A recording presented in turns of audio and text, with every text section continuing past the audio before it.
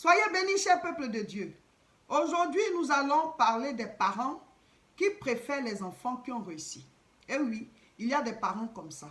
Parmi leurs enfants qui ont grandi, ils ont des préférences.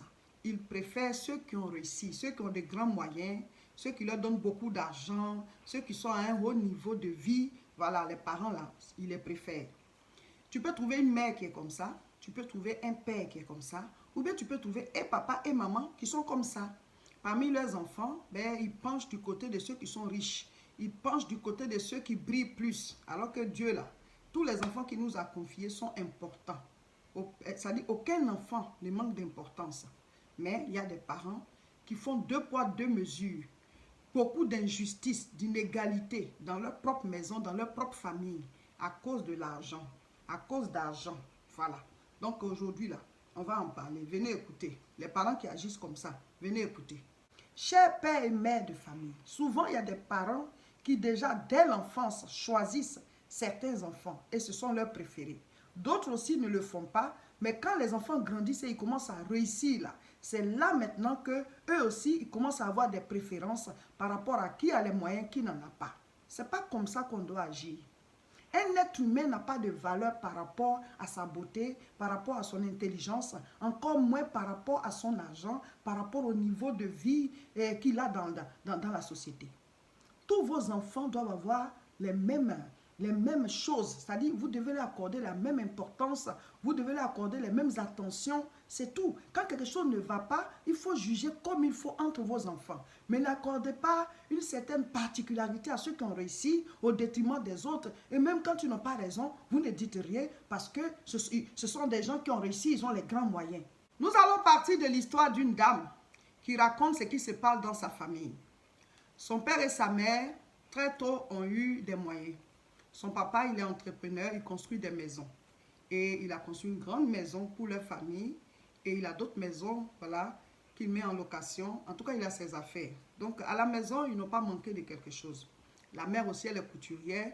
Elle a son salon de couture là à la maison. Elle a la boutique qui est là, où les gens viennent. En tout cas, elle a beaucoup de clients et aussi des gens qui se forment et puis des apprentis. En tout cas, le niveau de vie de sa maman, ça va. En plus de cela, elle a une boutique aussi au marché où vraiment là, la marchandise et tout ça. Donc, en tout cas, côté financier, ça va. Donc, elle dit qu'ils sont, je ne sais pas, 5 ou 4 ou 5, je ne sais plus. Mais elle est l'aînée des enfants.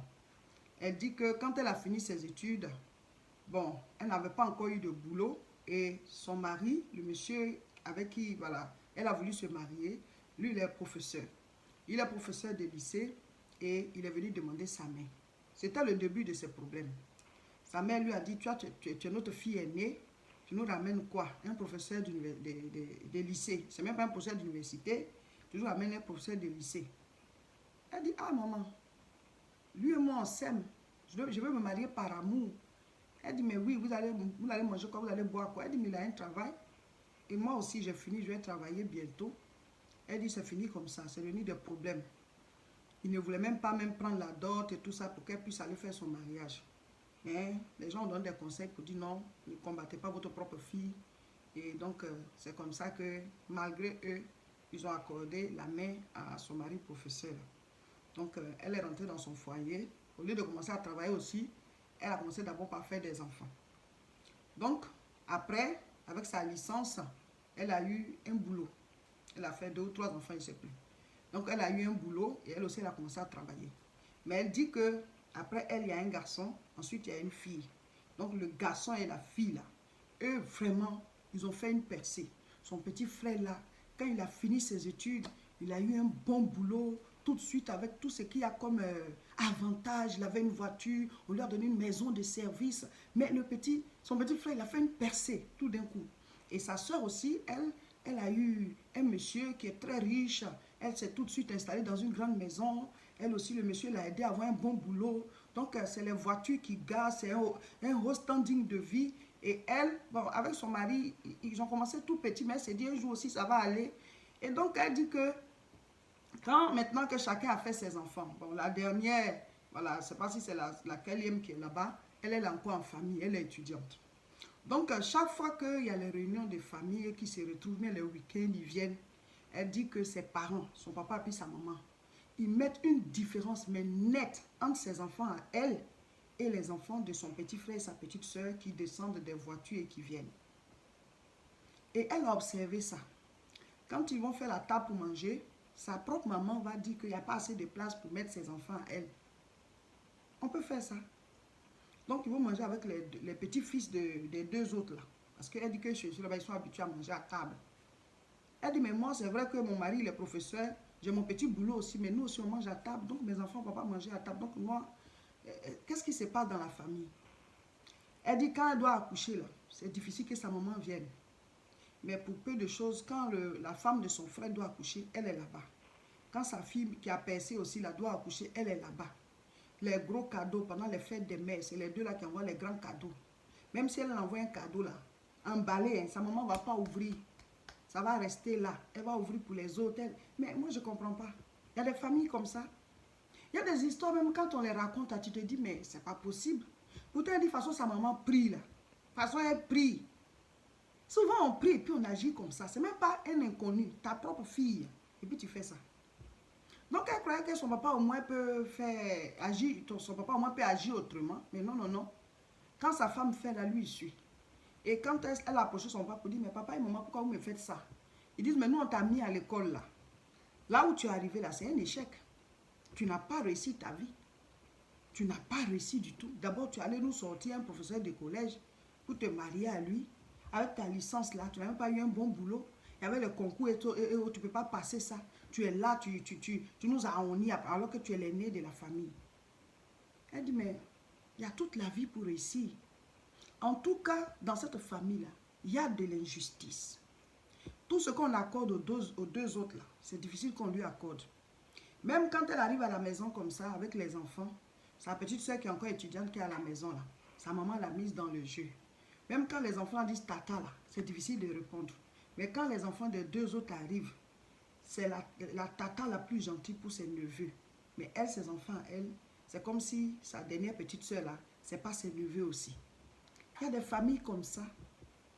Qu'elle est née, elle a fait la honte, elle n'est rien devenue. Ah, ça fait mal. Ça fait mal, chers frères et sœurs.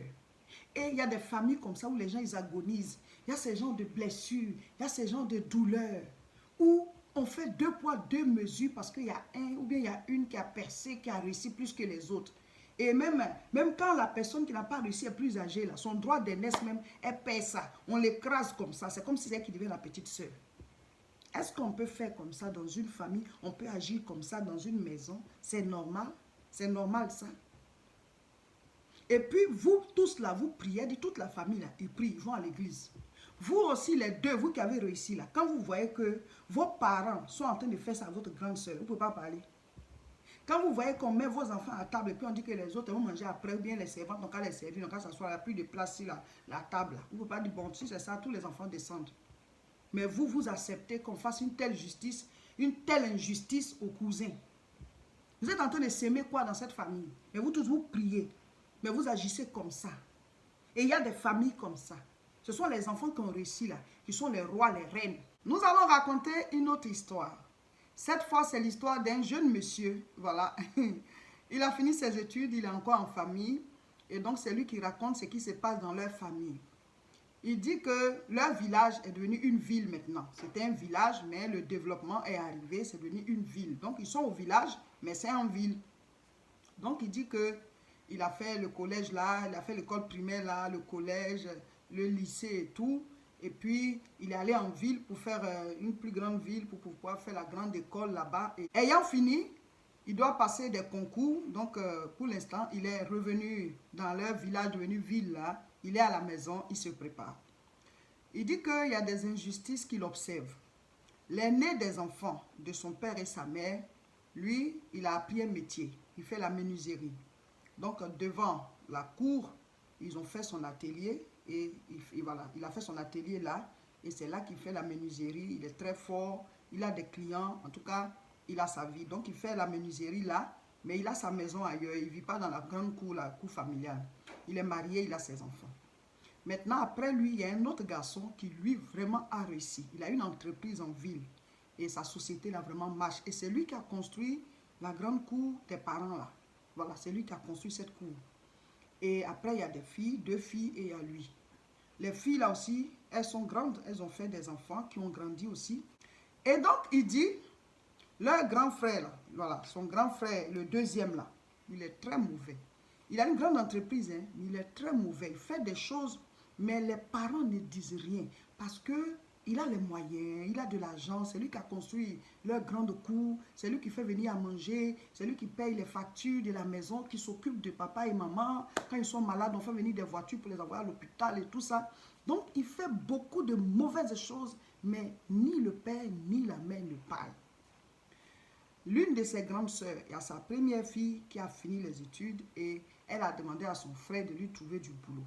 Donc, la jeune fille là, le grand frère là, a trouvé du boulot à sa nièce. On découvre qu'il a harcelé la jeune fille là parce qu'il voulait avoir des rapports sexuels avec elle, sa nièce là. Au départ, elle ne voulait pas dire à sa mère parce qu'elle dit qu'elle ne veut pas faire venir des problèmes dans leur famille. Mais la manière dont son oncle a continué de harceler sa nièce, elle est dans l'entreprise, elle travaille, il a une manière de faire. Au départ, il l'a invité à manger, elle a cru que comme c'est tonton, bon, elle a vu ça en tonton quoi. Mais le gars, il a des intentions mais sombres. Et donc, un peu, il drague sa nièce, elle dit, ah mais non, elle ne comprend pas. Et après, maintenant, il veut forcer la main. Ah, si tu veux rester dans mon entreprise, là, il faut qu'on couche ensemble, ça ne fait rien. Je suis ton oncle, mais écoute, l'amour n'a pas de limite. Pourtant, il est marié, il a femme et enfant. Lui aussi, ses enfants sont grands. Ils sont en train de grandir, voilà. Mais cette fille-là, sa soeur, elle a eu un peu plus tôt. Voilà, elle a eu l'enfant vite. Donc, sa nièce, là, c'est avec elle lui veut coucher coûte que coûte. Donc, elle était obligée de venir raconter ça à sa maman pour dire, mais je ne comprends pas. Le boulot que tonton m'a donné là, voici, moi j'ai essayé de cacher la chose, mais il insiste, il veut avoir des rapports avec moi. La dame n'est pas contente, elle va voir son frère, ça devient une grosse histoire. Moi je m'en fous de toi, toi tu n'es rien et tout ça. Un orgueilleux, un orgueilleux. Donc elle rentre au village pour faire asseoir les 2 parents pour dire, moi je ne comprends pas notre frère là. C'est avec ma fille, il vient avoir les rapports sexuels. Le boulot il a trouvé à ma fille là, donc c'est la récompense là qu'elle a. Elle parle à papa et maman, ils ne peuvent pas dire un seul mot au monsieur parce qu'il a trop d'argent.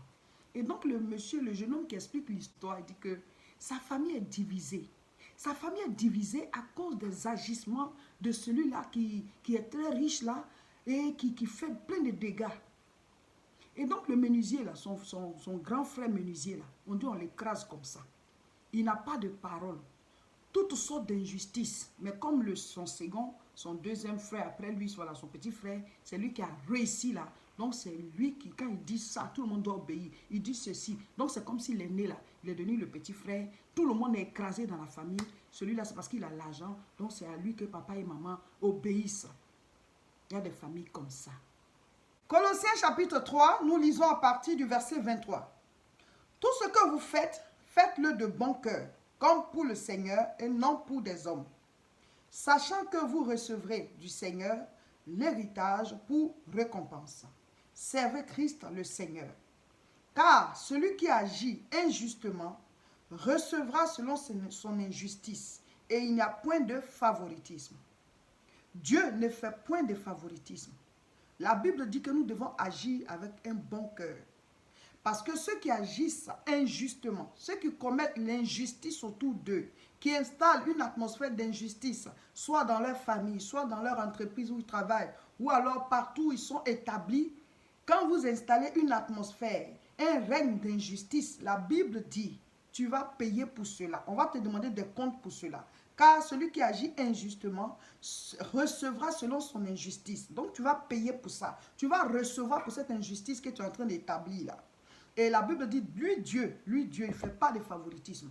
Il ne va pas aussi, lui aussi faire l'injustice parce que son trône est un trône de justice. Donc, faisons attention aux actes que nous posons, non seulement autour de nous, mais surtout dans nos familles. Alors, dans quelle société nous sommes aujourd'hui? Une société matérialiste où c'est que le mal qui a le dessus, vous qui élevez vos enfants dans cette atmosphère, vous transmettez quoi aux petits-fils? De l'injustice dans vos maisons. Parce que vous penchez du côté de celui qui a les moyens, vous penchez du côté de celle qui semble avoir réussi. Non, Dieu va nous demander des comptes pour tous les actes que nous posons. Faisons attention. Abonnez-vous et partagez cette vidéo.